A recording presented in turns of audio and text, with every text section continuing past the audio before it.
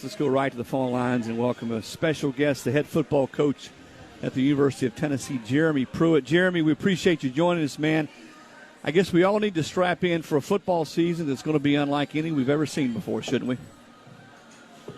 Yeah, I would say so. Let me ask you this. You said last week you felt a little bit better about getting some of your guys back on the field. Practice had loosened up. How do you feel along those lines now as you guys get ready this week, as you go into game week and get ready for South Carolina?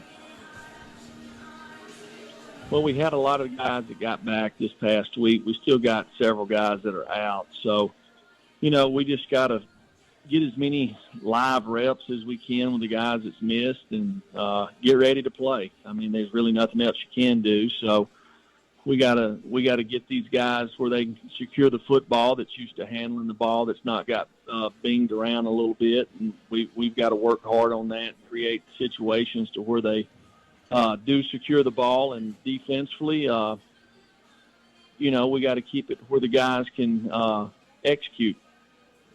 Coach Pruitt, this is Austin. So you're going up against Will Muschamp this week. Obviously, you're familiar with him, his new offensive coordinator, Mike Bobo.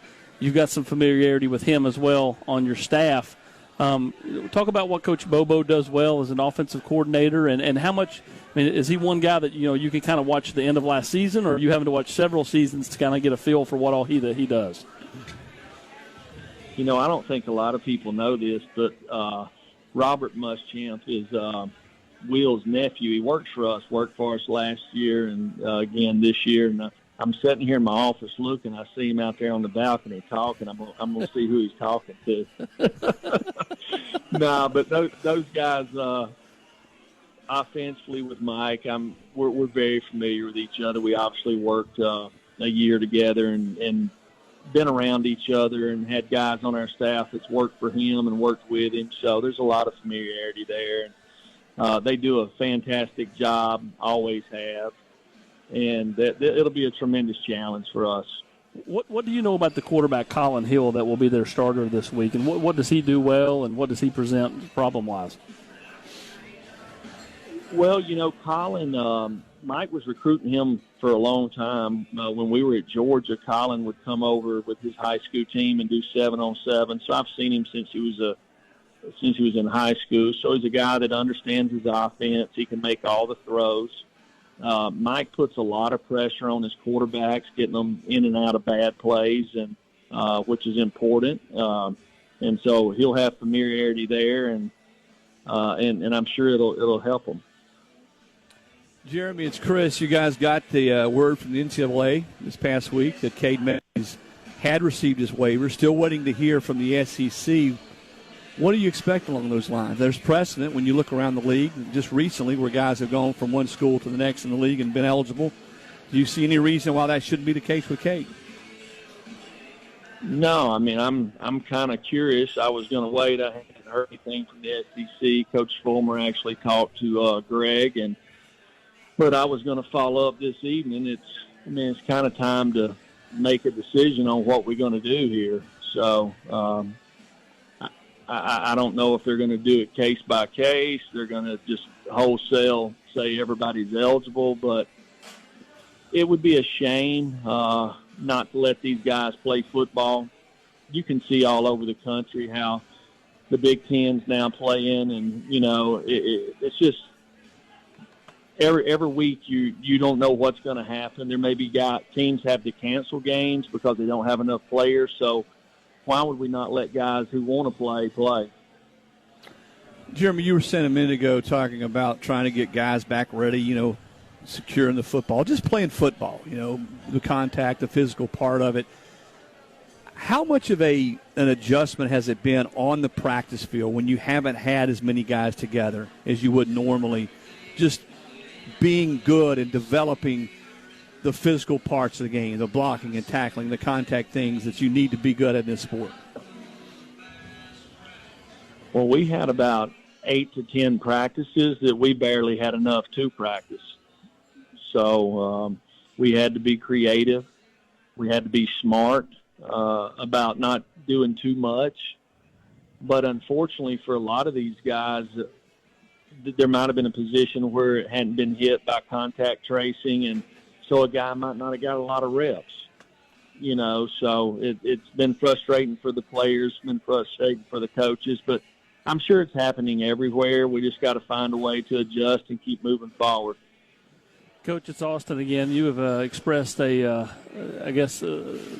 desire to see more out of your offensive line in fall camp. How have they done the last week or so? And do you think part of that's could it be possibly that the offensive line is just that much further ahead and that deeper unit than the defensive line? What do you attribute it to? Well, I really don't know what you're talking about. So, what are you talking about? Well, just you had mentioned that you were not pleased with the overall defensive line. This practice? Oh, well, maybe. That ain't got nothing to do with the offense. That ain't got nothing to do with the offensive line. That's got to do with the defensive line. Just playing technique, being aggressive, playing low, playing hard, being physical, striking blockers, just all the little things it takes to be successful up front. Jeremy, it's Chris. So when you look at your leadership across the board, and I would think more than ever this year, guys policing each other and making sure guys are taking care of their business and doing the best you can to create your own bubble. How have you seen that leadership grow, among, inside and within your football team? Well, it's kind of unusual. There's lots of times we can figure out where somebody possibly came in contact tracing or where they got COVID, but sometimes you can't. So,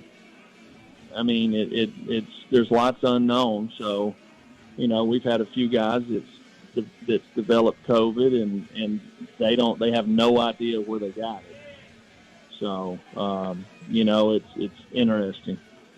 Jeremy, we've both been around the SEC a long time, and when I look at a 10-game schedule, a 10-game league-only schedule, and probably none of us, when I say none of us, those in the media and fans have given enough credence to the kind of wear and tear and the grind that's going to be for everybody. When you look at that, and again, someone who's coached at several different places in the league, put that in perspective, what that's going to be like playing an SEC opponent every single week or every single game for 10 games.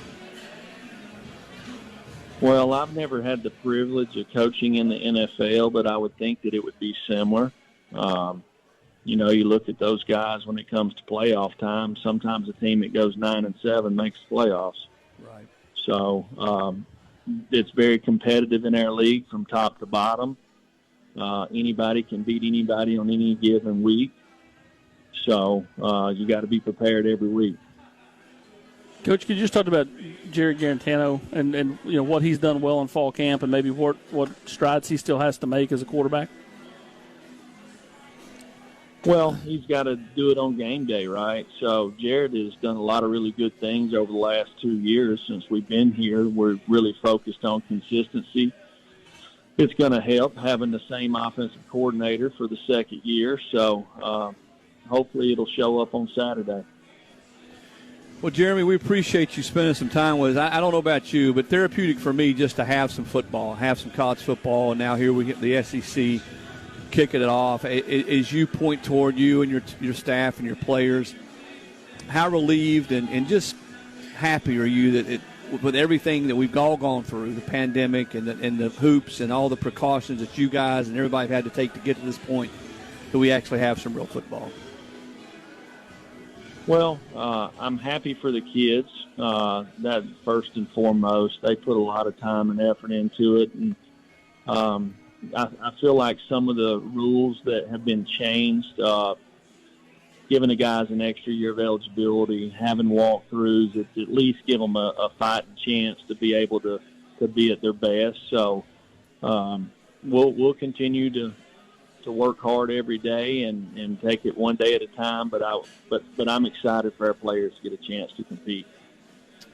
Jeremy, thanks, man. Look forward to catching up with you soon. Good luck Saturday night in Columbia, and we'll catch up down the road. Okay. See you, Chris. See you. Awesome. Okay. That's head football coach Jeremy Pruitt joining us tonight on The Nation.